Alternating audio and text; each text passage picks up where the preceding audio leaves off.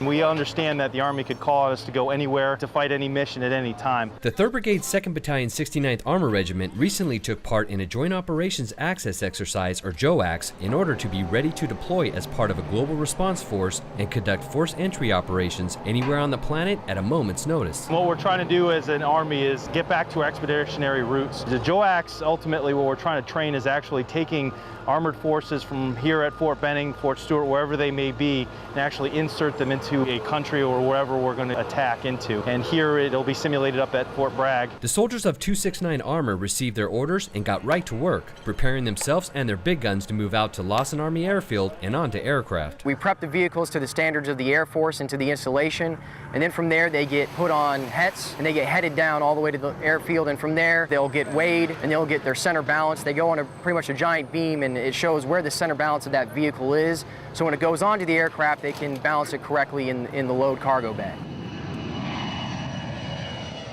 Once the C-17s arrived, the Panthers quickly moved their vehicles and equipment onto the birds so they could get airborne and get to their objective at Fort Bragg, North Carolina. We have a very short window, just like we would in a real-world deployment, to put these vehicles onto the C-17s. That's why we're doing this preparation, is so we can have all the elements ready to go as soon as those planes land. Once they land, it's a simple matter of driving them on, cinching them down, and then they can take off.